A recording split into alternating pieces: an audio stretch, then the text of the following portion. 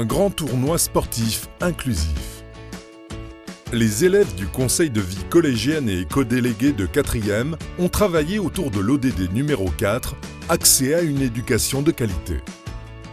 Nos méthodes d'action, c'est vraiment d'aller chercher les idées des élèves avec des méthodes participatives, des outils d'intelligence collective. Comprendre quel est le besoin dans le collège, quelle est l'idée qu'on peut mettre en place, qu'est-ce qu'ils ont envie de faire aussi, parce que c'est important d'avoir envie de faire ce projet.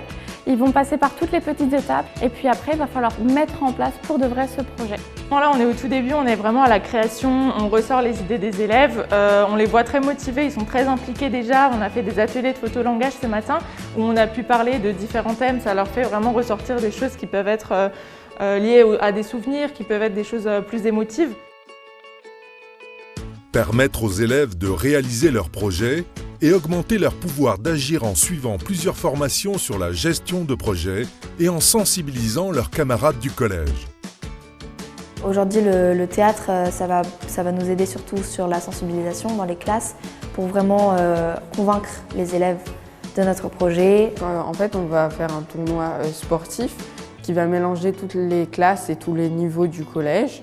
Il n'y a pas beaucoup de personnes en tant que collégiens qui s'intéressent à l'handisport, donc on aimerait les sensibiliser à ce sujet-là. Mon intervention en tant que comédien auprès des élèves, c'est surtout pour leur donner l'éveil à travers des exercices théâtraux de la communication non verbale, donc tout ce qui concerne le body language, la position du corps et qu'est-ce que ça exprime, et puis surtout la voix, le travail de la voix, mais sous l'aspect technique.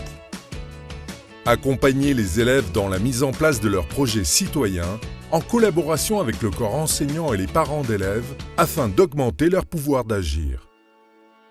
Pour ce qui est du tournoi, on partait sur un petit tournoi, sauf qu'en fait, il y a quasiment la moitié du collège qui s'est inscrit au tournoi. Donc ça représente quand même, là il y avait 270 élèves d'inscrits. Et donc on s'est dit, bon, qu'est-ce qu'on fait? Parce qu'il y a ces 270 élèves qui sont inscrits, à quel moment on fait le tournoi?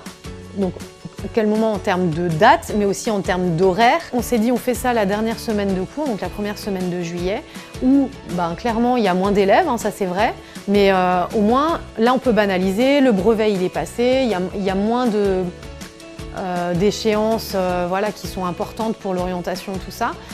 Donc ça sera sur la base du volontariat, on est sûr que ceux qui veulent venir, c'est vraiment des élèves qui veulent participer, il n'y aura que les élèves qui veulent participer, et puis voilà. On est très très fiers de nos élèves, parce que, je veux dire, ils sont petits encore, c'est des collégiens, c'est pas des lycéens.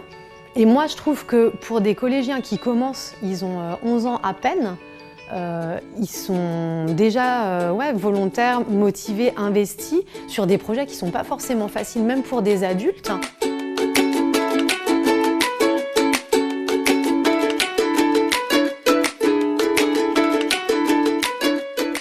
L'or bleu, une ressource à protéger. Les élèves de CM1, CM2 ont travaillé autour de l'ODD numéro 6, accès à l'eau et à l'assainissement. On a fait un jeu, par exemple, quel pays consomme le plus d'eau ou le moins? L'Afrique et l'Asie, ça fait partie des continents qui utilisent le moins d'eau, alors que l'Amérique du Nord et l'Amérique du Sud, ils font partie des continents qui utilisent le plus d'eau. Il faut penser que si tu gaspilles l'eau, bientôt la Terre elle aura plus du tout d'eau. Et on ne peut pas survivre sans l'eau. Ça me fait mal au cœur parce que nous, on a de l'eau, on a tout ce qu'on veut, mais eux, ils n'ont pas tout ce qu'ils veulent. Eux, ils sont obligés de faire des kilomètres pour aller chercher de l'eau. Ils prennent des bassines, ils les mettent sur leur tête. Sensibiliser les plus jeunes à l'importance de l'eau dans la vie quotidienne et à la notion de gaspillage.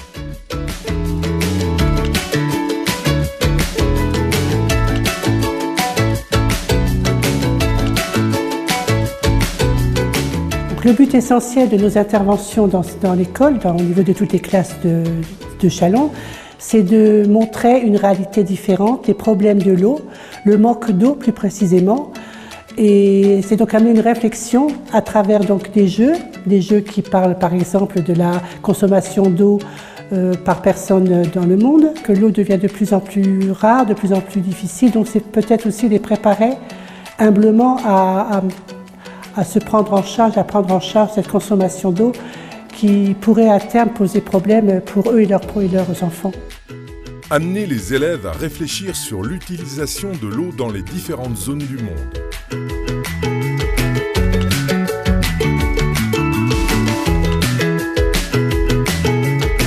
L'eau, elle n'est pas forcément dans tous les pays.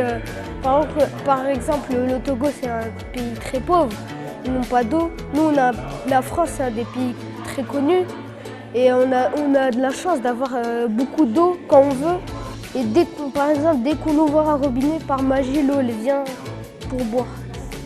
Voilà, on est dans la construction du futur citoyen, du futur adulte. Et donc, si on arrive à leur faire prendre conscience que l'eau, comme vous le dites, est une denrée rare, qu'il faut l'économiser, qu'il faut en prendre soin, parce qu'on ne sait pas jusqu'à quand on pourra l'utiliser de cette manière-là, je pense qu'on aura tout gagné. J'ai vu une évolution dans la prise de conscience des enfants, c'est-à-dire qu'ils se sont rendus compte qu'effectivement, nous, on avait la chance d'avoir de l'eau sans trop se poser la question, alors qu'au niveau des autres enfants dans d'autres parties du monde, ça n'était pas forcément le cas. Donc effectivement, il y a des interrogations par rapport à ça, mais alors du coup, mes maîtresses, ils font 500 mètres pour aller chercher de l'eau, et en plus, ils sont obligés de la porter sur leur tête, mais c'est lourd quand même, alors que nous, toutes ces petites réflexions qui font qu'on dit qu'à terme, on a peut-être réussi à faire une partie de notre travail en tout cas.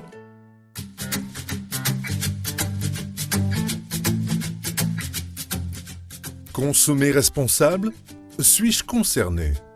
Les élèves de 5e ont travaillé autour de l'ODD numéro 12, consommation et production responsable. On devait faire des choix par rapport à une ville, la vie d'un personnage et tout ça. Je pouvais choisir ce qui pouvait améliorer, mais il y avait des conséquences.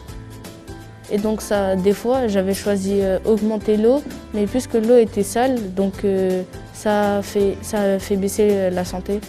Déjà, on doit faire de bonnes décisions, parce que la vie, c'est pas facile.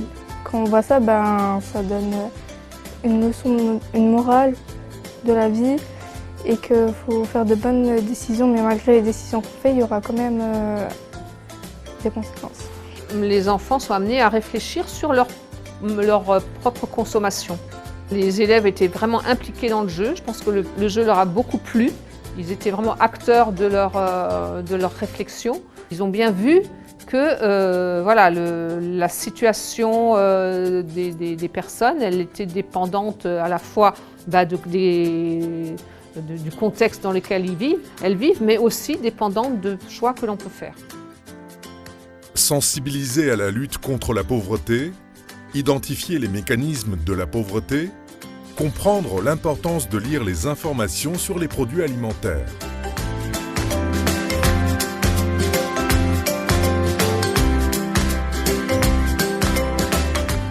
J'ai pris une boîte d'un aliment et j'ai regardé la constitution des aliments, ce qu'il y avait à l'intérieur. Le produit bio, il est plus sain et c'était un échange équitable, et l'autre par contre, il est moins sain. On m'a donné un chocolat, une marque de chocolat qui est connue et une un peu moins. Et il fallait comparer le goût, l'aspect. C'est important que les enfants puissent observer le monde dans lequel ils vivent, considérer qu'ils ont des choix à faire et qu'ils ne sont pas des pions comme ça à qui on va servir ce qu'on a envie de leur servir. Et l'idée, c'est peut-être de semer des petites graines de réflexion et de sens critique.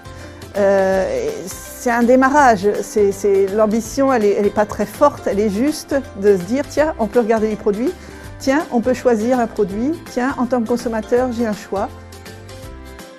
Prendre conscience des inégalités de développement et montrer les différences entre filières conventionnelles et équitables.